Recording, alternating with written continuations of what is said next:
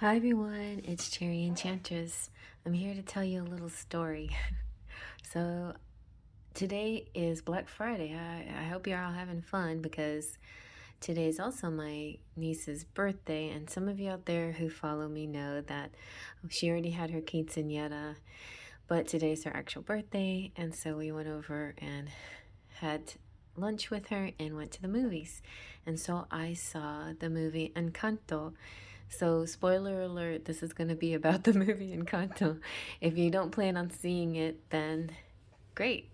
If you do plan on seeing it, I'm going to kind of tell you my take on it through the tarot.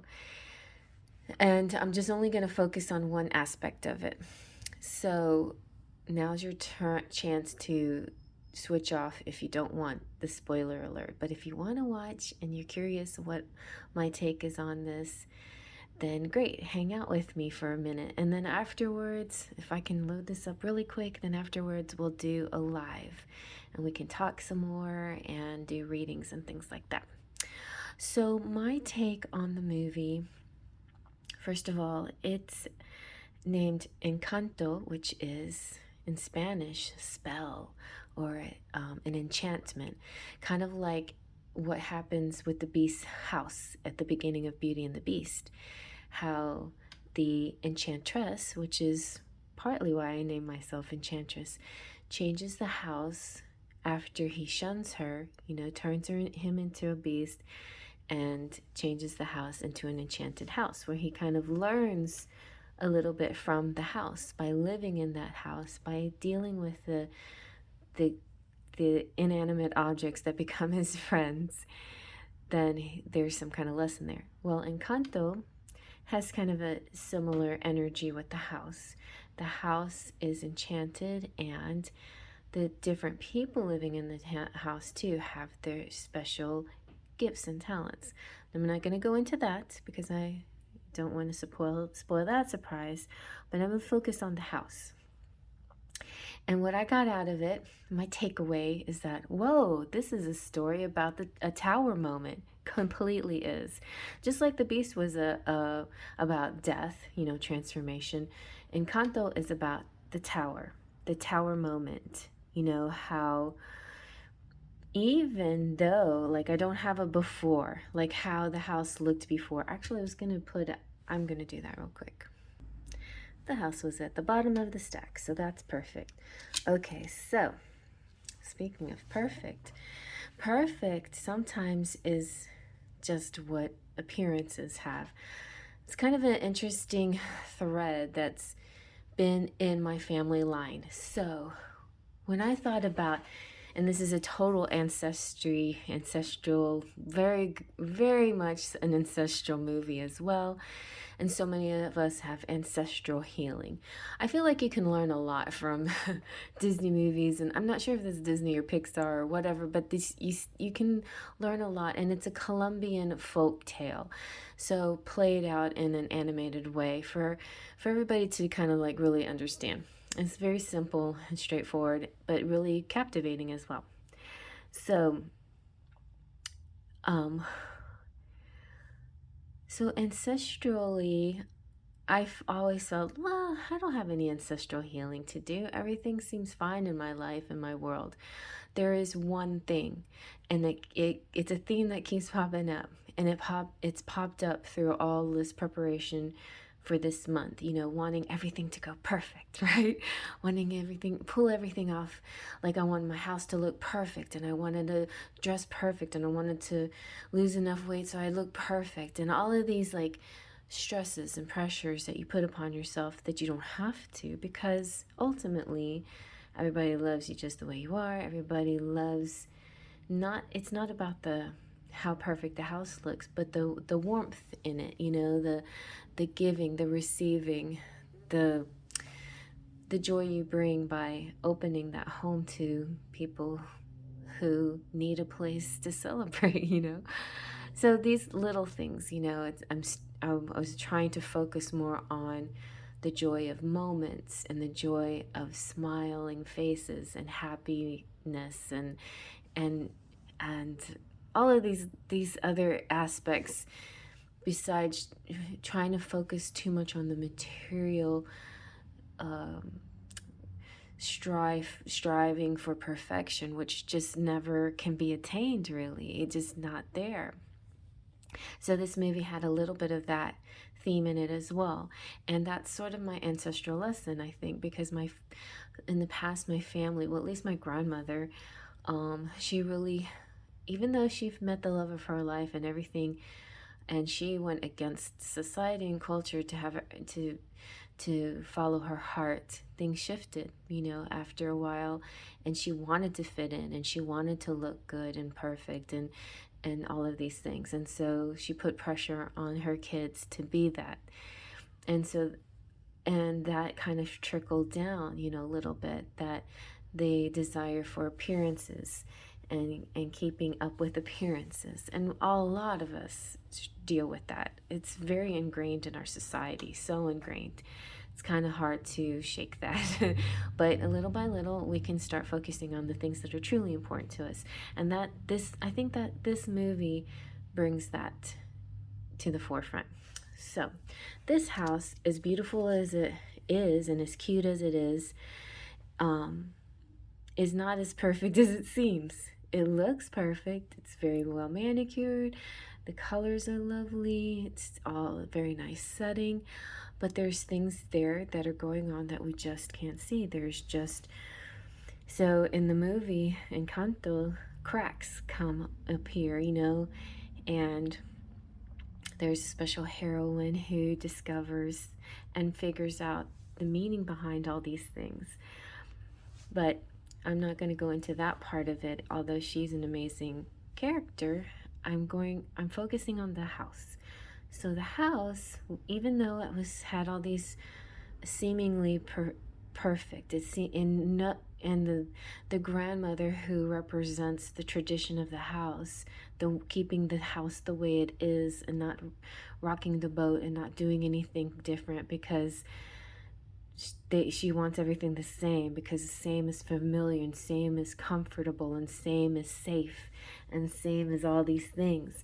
And yet within this home, people were not being authentically who they were. They felt pressure to be something that they were not. And that is what brings the house down. And so you have a tower moment, a tower moment in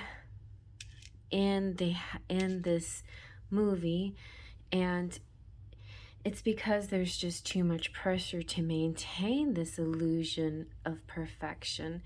And this tower comes down, and we know in tarot that the tower can be very scary, especially because it's not anything that we're controlling. It's the universe, outside forces moving things around for us, because either we lack the courage, or we lack the initiative or the foresight, or whatever it is, or we just needed that plain old nudge to, that we weren't getting it done when it had to be done.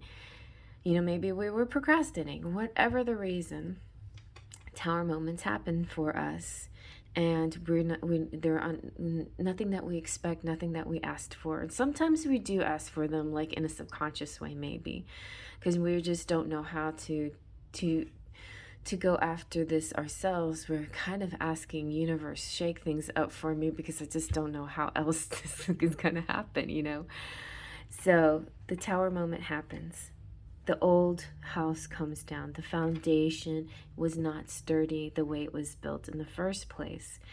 But the other thing that we learn about tarot is the very next thing, the star comes out. The star is hope. The star is renewal. The star is building back better. The star is reviving something that was never 100% sturdy in the first place. The star represents hopes and dreams, and in a new form that is more authentic, more true, more beautiful, more real, more in keeping with a beautiful balance of material and spiritual. So it's not all about keeping up with the Joneses and appearances. It's about a connection with spirit and family and community. And it's so sweet in the movie. Maybe I shouldn't give this part away. I won't give it away, but I feel like there, so a lot of times we get into this place and this space where like we always think that only I can fix this, or how can this happen, nobody else cares. More people care than you realize. We don't give other people enough credit for who they are, what they're thinking, how they're feeling, what their input is on in a certain set of circumstances. We dismiss it or write it off as if you're the only one with the problem, or you're the only one that can fix it, or you're the only one that can come up with solutions, even so much as to push spirit out completely as well, thinking this is a physical thing that I have to do, plan in a physical way, and how in the heck can a spiritual, like asking spirit to help me, make a difference anyway? And so if you're able to connect now, this is connecting with spirit, co-creating.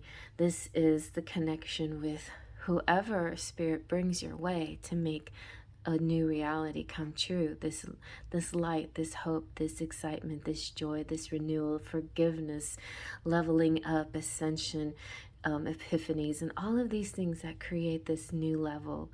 It's the star, it's the stars in the sky. And that's what's so cool about Encanto too, because there's a whole song about stars, right? Like right after the house falls apart, there's a song about stars. So I was like, oh my God, this is totally a tarot movie. And then with the help of this, with this love, the community spirit, and this new way of seeing things, not expecting perfection, but allowing people to be who they are, be their authentic selves, and love them anyway, unconditionally, then that builds this even better, greater, a more amazing palace that's sustainable and long-lasting for lifetimes and lifetimes. And this is like your ancestry, and this can be anything from a tiny little relationship between a couple, or it could be between families, like families that have conflicts. It could be between it could be about ancestry, healing, older wounds. It could be all of these different things that finally come together and heal to create this better, more stable, more beautiful place. This is like heaven on earth, So as above, so below. It's blending the physical and the spiritual. It's making that firm foundation. And it's not about showing off or keeping up with the Joneses or proving that you're more than somebody else by your material possessions. This is all about giving and receiving. It's a lot of the Six of Pentacles too. It's this community spirit too, this feeling of being connected to other people, and it's not just about you and your small viewpoints, but it's about a bigger, broader view of everyone, about your lineage, about how your name will be carried on through the actions that you have done in this moment and this time. So that was my takeaway. I know it was a little bit deep, but I just really saw, it was like seeing the tarot cards dancing in my head while I was watching, specifically the end of the movie. But it had to be a lead up to the end for me to just go, oh, that's what this is about. But it totally ends like this. The house comes down, it gets fixed, and then it's better, basically.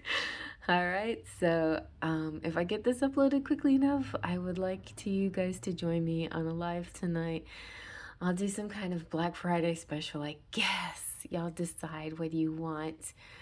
Everything is black. We'll use black cards or half off prices or something like that. But anyway, I'll see you later on tonight. Faith, Trust, and Pixie Dust.